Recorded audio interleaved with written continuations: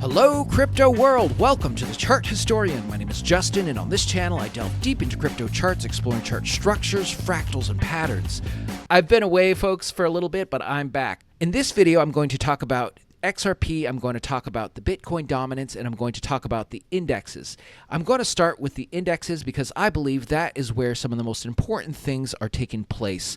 I'll move over to the Bitcoin dominance, and I'll end with XRP. This is going to be an exciting video. You'll want to stick around to the end because you'll want to hear what I think is taking place on the XRP chart. Let's dive in and get started. Okay, so this is the Dow Jones, and this green line is the previous all-time high. You can see that we have been moving above it. Now, I've been waiting for this, and I talked about it in previous videos. It's been my belief for a while that once it gets above this high, it will be good for crypto. And I still believe that to be the case, even though we haven't seen the results in crypto just yet. This is very good news. So where are we in the bigger picture with the Dow Jones? Now, for those of you who follow my channel, you know that I have been tracking this very large structure that has been at play on the Dow Jones. Let's do a quick recap or review of that structure. Okay, so I'm at the beginning of the Dow Jones. Now, I'm on a month candle, so I'm very zoomed out. What you see in these boxes is the original structure that eventually will repeat. Each of these boxes will repeat on a different time frame or different scale. Let me show you what I'm talking about. Okay, so these blue boxes is the structure repeating all over again. So for instance, from 1896 to 1903, this structure gets repeated in 1932 to 1942. As you can see, it plays out on a slightly larger scale than it originally did, but once you adjust it for the rough timing, height, and depth, you can see that the structure is a very similar structure. Well, this phenomenon continues to play out. So, for instance, from 1942 to 1966 is a repeat from 1903 to 1906. It just plays out on a much larger time frame. We continue to go through this structure over the years. Now, I'm on a month candle still, so this is a very zoomed out picture. This structure has taken many, many years, over 90 years, to play out, and it's my belief that we are currently in the final box before the decline begins. And furthermore, we're not just in the final box, we're near the end of the final box. Let's zoom in a little.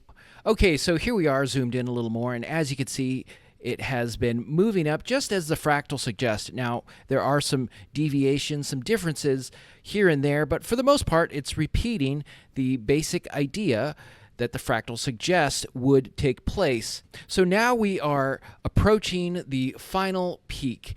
I would like to focus on this part and try to analyze where we are within this peak. Now, before we go there, I want to quickly touch on the decline. This decline is something that has not taken place since the 1929 peak/crash. So this decline takes place from 1929 to 1932, and there has been nothing like it since.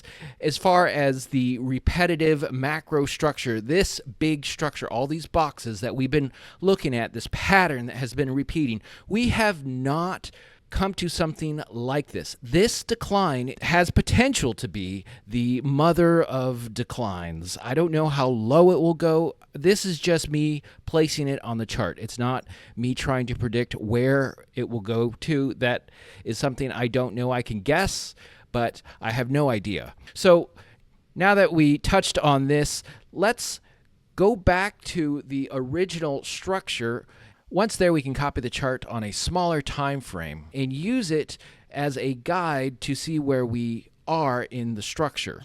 Okay, so here we are back at the original structure. We're in the 1921 to 1929 box. I'm on a 3-day candle, so we have more clarity, a little more definition as to what is taking place. So what I want to focus on is this portion, this kind of move up to the final peak. So this is roughly from July all the way to September-ish. So what we're going to do is create a fractal out of this and match it to today's timing height and depth, and we will use it as a guide to see where we are in this structure. So let's go ahead and do that. Okay, so I'm on a day candle. Here is that structure roughly matched to the timing height and depth that's playing out on today's chart. We see some similarities. We have this wave right here, which is this on the fractal. We have this wave on the fractal, which is this wave on the chart. And then we have this final wave on the chart with a decline, and we see that in the fractal. So the fractal then continues on to march up to the final peak. Now, on today's chart, we don't have that same aggressive move that took place in 1929. But I believe if we just copy this part of the fractal and paste it over here, I think there is a lot of similarity taking place. Let me show you. Okay, so here is that fractal, and as you can see, there is a lot of similarity at play on today's chart versus this fractal. Now, it is possible that this structure is potentially playing out on a larger time frame, maybe something like this. If that's the case, we have more time to go, and this is a possibility. And maybe it's not playing out at this scale. Maybe it's playing out like this. I don't know. Time will tell. What makes me think that this is a likely possibility is when we stretched this fractal to match the timing height and depth over here, this is what we get for this move up. Now, if it's playing out like this, this kind of matches the timing, at least, of this part of the structure. So while we can't be 100% certain that it is playing out at this scale, it is something that we should be aware of, and I think there's a good argument that this is the case. There is another fractal that I have been tracking that I want to now focus on, and it's something that could also clue us into where we are in this peak structure. So let's focus on this other fractal now. Okay, so we're still on the Dow Jones. This structure is something that those of you who follow my channel are probably familiar with. This is from this box, which is from December 2018 to March 2020. It's essentially a move up to a peak and then a crash. This crash is the C19 crash. So if we take this structure and match it to the timing height and depth that comes after this box, this is what we get. Now, this little tiny black box is this peak structure, which is this black fractal. It's taken on a smaller time frame, and the reason why I do this is so we can track where we potentially are in this final peak before the decline. This decline, believe it or not, has a lot of similarities to the 1929 stock market crash. I told you that that fractal has never occurred. Well, it hasn't occurred on the macro structure since the time when it originally happened back in 1929 to 1932. However, structures very similar to it, which this one is extremely similar to it, has taken place on smaller time frames, and that's what we have here. However, once we stretch this overall fractal out, we can see that we have a potential very large decline if it is going to continue to resemble the timing height and depth that it's currently playing out at. Since I made the claim that the 1929 stock market decline and the C19 decline are very similar, I want to show you how similar they are. So I've matched them to roughly be about the same height. The red one is the 1929 stock market decline, and the blue one is the C19 stock market decline. You can see that they are very similar. So what we have potentially coming down the pike is a 1929-esque style decline. Okay, so now that we have all that out of the way, let's zoom in and study this black fractal, which is, again, this peak just on a smaller time frame. Okay, so here is how I believe this fractal is potentially playing out. Now, it's possible, like the other fractal I showed, it could be potentially playing out on a larger time frame. So it's my belief we're potentially working on this part of the structure. Now, it could play out differently, as this will hopefully, knock on wood, continue to move up higher, but it still might end up doing something similar to this as it develops. We'll have to see. This is speculation. It also could be playing out on a larger time frame, and how all that looks is kind of yet to be seen. Maybe it's doing something like this. This is just speculation. Now, we can compare this structure to that final peak from 1929. Let's do that. Okay, so I made the 1929 fractal blue just so we can see the difference. If they're playing out at this scale, we're potentially working on coming to a peak, whether it's this fractal or this fractal. We're potentially coming to a peak, and then we'll begin to work on the decline in the coming days. Now, this peak may not be here, could hopefully be further up. We'll have to see, but it may move up, and this is all speculation, and then start moving down.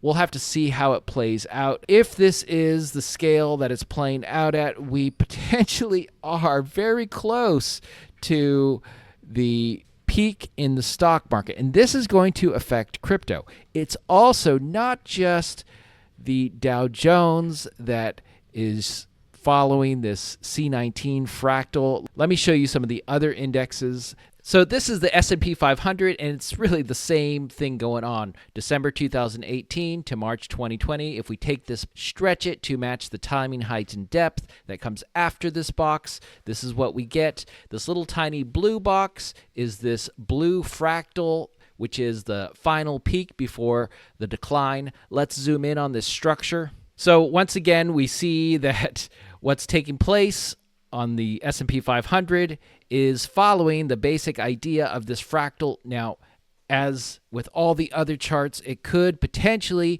be playing out on some larger time frame that we are unaware of, or it's just not so noticeable at this point. But I believe this is likely the scale that it's playing out, at least at this point in time. This is what it looks like.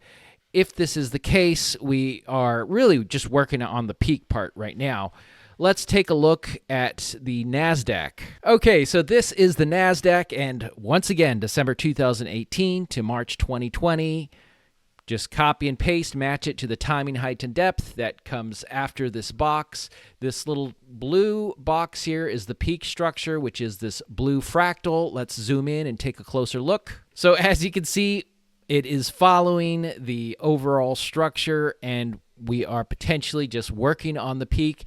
As with all the other charts, the same is true about this one. We could potentially be doing something on a larger time frame, but as of now, this is looking like what is potentially at play. As things move along, if it begins to deviate and look like it's playing out on a larger time frame, I'll adjust these charts, but as of today, this is what it looks like it's doing. Let's take a look at the Russell 2000. So this is the Russell 2000, and once again, December 2018 to March 2020, which is the move up to the peak, followed by the C19 crash. If we take this structure, copy and paste it over here, match it to the timing, height, and depth differences, we see it matches really good.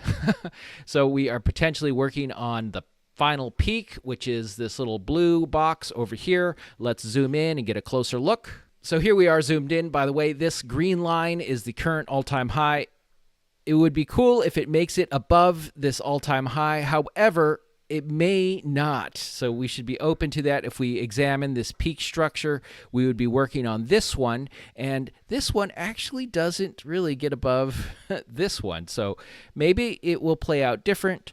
The timing, height, and depth is unique every single time a fractal repeats. So it's possible it could move higher. As you can see, it is following this basic fractal profile. So it's my belief we are currently really just working on the peak. This echoes what all the other fractals and indexes are saying. It really does seem to match well at this scale, but it's possible it could be playing out on a larger time frame. I don't know what it would be. Maybe something like this. I don't know. So as of now, this is what I think is at play. So how does this affect crypto? How does this affect XRP? So let's jump over to crypto now and examine crypto in light of this looming potential peak that's taking place in the stock market. Okay, so this is the Bitcoin dominance chart. In my last video, I discussed this chart and I showed you how it repeats. Let's zoom in onto this structure and see how it has been following it. So this fractal is from here, this box 3, this purple box 3, that's what this fractal is. I'm on a 3-day candle. Let's zoom in. Okay, so here we are on a 2-hour candle. Now, in my last video, I theorized how we were entering into this potential flat area or range-bound area in this fractal, and I theorized that during this time Bitcoin could potentially move up to its peak, make a new all-time high, and in the meantime crypto may be put on hold. Well, it did happen. We did hit that range-bound time, and it did play out fairly close. So you have this first peak, and on the chart, this peak played out faster than this peak. Now, it's kind of done some deviations on the way down. We'll have to see how this continues to evolve. But while Bitcoin did move up and make a new all-time high, I was expecting it to go a little higher. So it did play out. It just didn't play out the way I thought it would. But I don't think the game is over just yet. I do think that there's a good chance Bitcoin will continue to move up, make a new all-time high. I think that this will potentially drop, although having said that, I hope there is a deviation from this fractal bigger than what we saw over here or than what we see here, because if we have to go through something like this, ooh, folks, that is going to be painful. It also could potentially indicate that those indexes are playing out on a larger scale than what we were thinking. However, if it does deviate, and there already is signs of this, like this bounce here, I mean, it could be this, but I don't know. We'll have to let this further develop. Here's my hope. My hope is that it doesn't do this. It just continues to fall. I can't guarantee that's going to happen, but that's my hope.